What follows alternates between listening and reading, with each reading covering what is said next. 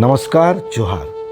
मैं शिवलाल सागर, theatre world of Shivlal सागर में आप सबका स्वागत करता हूँ। हम बात कर रहे हैं रस निष्पत्ति की।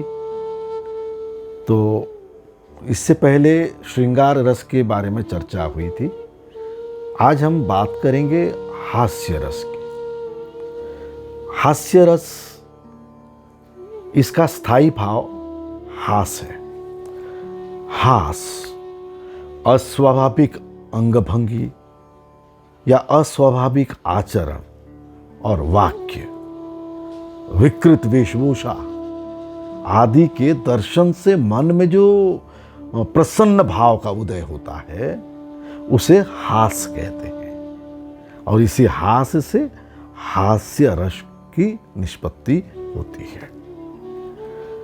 और अगर इसे व्याख्यायित करें तो इसका अभिनय ओंठ, नाक और गाल के फड़कने, दृष्टि को फैलाकर आंखों को बड़ी बड़ी करके झपकाने, सिकुड़ने, पसीना मुंह के लाल होने तथा दोनों बगलों को दबाने आदि अनुभावों से किया जाता है।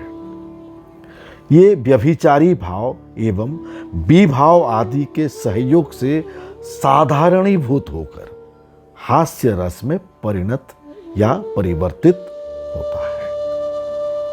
हास्य रस भी दो प्रकार के होते हैं। एक है आत्मस्थ और दूसरा है परस्थ। दूसरों को हंसाने से ये परस्थ होता है। तो ये आत्मस्थ और परस्थ दोनों हास्य भेद 6 भागों में बटे हैं। ये 6 प्रकार के होते हैं। एक, स्मित, मुस्कुराना। दूसरा है हसित, हंसी। तीसरा है विहसित, खनखनी। ये सब हंसी है। अब देख ले कि भरत मुनि नाट्यशास्त्र में क्या क्या वर्णित है। चौथे नंबर पर उपहसित, माने किसी का हंसी उड़ाना, उपहास करना। 5 है अपहसित, विकृत हंसी।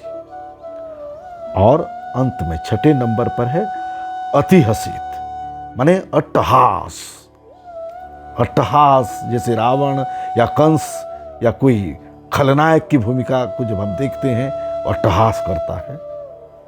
पर हाँ, मुझे याद आया खलनायक से, तो रावण हो या कंस हो, वो जैसे अट्टहास करते हैं, राम भी कर सकते हैं अट्टहास, लेकिन उसका रूप स्वरूप बदल जाएगा। इसीलिए इन 6 प्रकारों में उत्तम, मध्यम और अधम तीनों कोटियों के ये हो सकते हैं। इसकी व्याख्या भी नाट्यशास्त्र में भरत मुनि ने किया है। और व्यक्ति या किसी श्रेणी विशेष द्वारा इसका व्यतिक्रम हमारी हंसी का कारण बन जाता है। तो दूसरे की निर्बोधता या मूर्खता हमारा हास्योद्रेक करता है। भरत ने इसे चित्त का विस्तार कहा है और वहीं हेज़लिट ने इसे चित्त मुक्ति कहा है। तो दार्शनिक कांट के मुताबिक, उनके मतानुसार, मनुष्य द्वारा दीर्घ समय से संचित आशा का अचानक चरम नैराश्य में परिणत हो जाने से हास्य का उद्रेक होता है। एक बहुत सुंदर बात है कि जब हम निराश हो जाते हैं, हताश हो जाते हैं, हमारी सारी आशाएं, आकांक्षाएं ध्वस्त हो जाते हैं, तब भी हम हंसते हैं।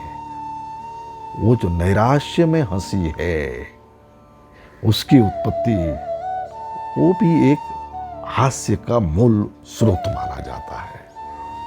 इसी प्रकार अलग अलग मतवाद हमारे सामने आते हैं। तो पाश्चात्य साहित्य में हास्य का जो क्लासिफिकेशन, विभाजन किया गया है, वो भरत द्वारा कथित हास्य रस का प्रकार भेद से संपूर्ण रूप से अलग है। तो उस पर किंचित विचार हम अवश्य करेंगे। परंतु आज यही बातों को समाप्त करते हैं और अगली कड़ी में उस पर चर्चा करेंगे कि हास्य पाश्चात्य के लोगों का दृष्टिकोण क्या है। तो आज इतनी बातों के साथ विदाई लेता हूं और आपसे आग्रह करता हूं कि प्लीज़ आप लोग इसे शेयर करें, लाइक करें और सब्सक्राइब करें। नमस्कार, जोहार।